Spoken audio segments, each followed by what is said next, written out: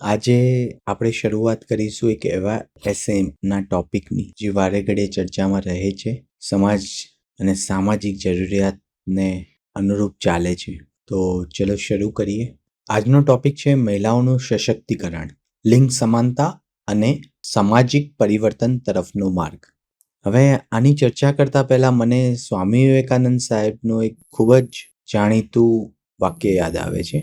એમણે કીધું હતું કે बिना महिलाओं की स्थिति में सुधार किए इस समाज का कल्याण संभव नहीं है. जैसे कि किसी पक्षी के लिए एक पंख से उड़ान भरना संभव नहीं है. પક્ષીને ઉડવા માટે બે પાંખો જોઈએ, એવી રીતે કોઈ પણ સમાજને સશક્ત બનવા માટે મહિલા અને પુરુષ બંને મજબૂત અને સશક્ત હોવા જોઈએ. ચોક્કસથી આ વાક્યથી પણ શરૂઆત કરી શકાય છે પ્રસ્તાવનાની. એટલે આજના લેક્ચરમાં આપણે પ્રસ્તાવના, મિડ સેગમેન્ટ મધ્ય ભાગ, નિષ્કર્ષ એટલે કન્ક્લુઝન માં શું શું આવરી શકાય એની ચર્ચા કરીશું. સાથે સાથે અમુક કી પોઈન્ટની પણ ચર્ચા કરીશું કે જે તમારે આ પ્રકારના એસેમાં મૂકવા જોઈએ. તો શરૂ કરીએ દોસ્તો પ્રસ્તાવનાથી. મહિલાઓનું સશક્તિકરણ એ પ્રગતિશીલ અને ન્યાયી સમાજ માટે જરૂરી છે.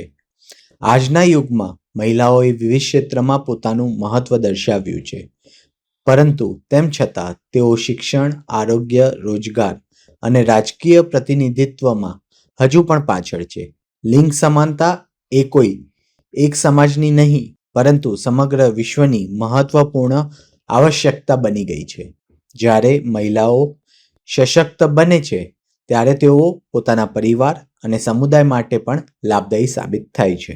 મધ્ય ભાગની વાત કરીએ તો એને આપણે 3 ભાગમાં વેચી શકીએ. પહેલો ભાગ છે શૈક્ષણિક અને આર્થિક સશક્તિકરણ, બીજો ભાગ છે સામાજિક અને આરોગ્ય સશક્તિકરણ અને ત્રીજો ભાગ છે રાજકીય સશક્તિકરણ. તો જે પહેલો ભાગ છે શૈક્ષણિક અને આર્થિક સશક્તિકરણ. શિક્ષણ એ મહિલાઓના સશક્તિકરણનો સ્તંભ છે. શિક્ષિત સ્ત્રીઓ સ્વતંત્ર નિર્ણય લઈ શકે છે, આર્થિક રીતે સ્વાવલંબન મેળવી શકે છે અને પરિવાર તથા સમાજના વિકાસમાં યોગદાન આપી શકે છે. બેટી બચાવો, બેટી વંચાવો અને સુકન્યા સમૃદ્ધિ યોજના જેવી યોજનાઓ દ્વારા મહિલાઓના શિક્ષણને પ્રોત્સાહન આપવામાં આવ્યું છે.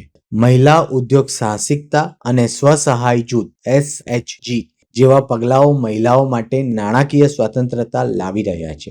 બીજો પોઈન્ટ સામાજિક અને આરોગ્ય સશક્તિકરણ. માતૃત્વ, આરોગ્ય અને પોષણ માટે પ્રધાનમંત્રી માતૃવંદના યોજના અને ઉજ્જવલા યોજના જેવી યોજનાઓ અમલમાં છે. સામાજિક સમાનતા માટે મહિલાઓને લિંગ ભેદભાવ અને અન્ય પરંપરાગત બંધનોથી મુક્ત થવાની જરૂર છે. રાજકીય સશક્તિકરણ. ત્રીજો મુદ્દો પંચાયતી રાજ અને અન્ય સરકારી સંસ્થાઓમાં 33% અનામત દ્વારા મહિલાઓ નેતૃત્વ ભૂમિકાઓમાં આગળ આવી રહી છે. રાજકીય સક્રિયતા અને નીતિગત સમાનતા મહિલાઓના હકને સુરક્ષિત કરવામાં મહત્વપૂર્ણ ભૂમિકા ભજવે છે. આ 3 મુખ્ય મુદ્દાઓની ચર્ચા આપણે કરી લીધી મિડ સેગમેન્ટમાં. હવે નિષ્કર્ષમાં શું લખી શકાય એની પણ ચર્ચા કરી લઈએ. મહિલાઓનું સશક્તિકરણ લિંગ સમાનતા અને સામાજિક પરિવર્તન માટે મહત્વપૂર્ણ છે. સમાન તકો અને હકો મેળવવા માટે મહિલાઓએ શૈક્ષણિક અને આર્થિક પ્રગતિ કરવી જોઈએ. નવતર યોજના અને નીતિઓ દ્વારા મહિલાઓને સમર્થ બનાવવી જરૂરી છે. રાજકીય અને સામાજિક સક્રિયતા દ્વારા જ મહિલા સશક્તિકરણનો સાચો અર્થ સાબિત થઈ શકે છે. શિક્ષિત મહિલા એ જ સમૃદ્ધ સમાજનું નિર્માણ કરે છે. બરાબર છે દોસ્તો? આ સાથે આપણે આ એસે લખી શકીએ છીએ.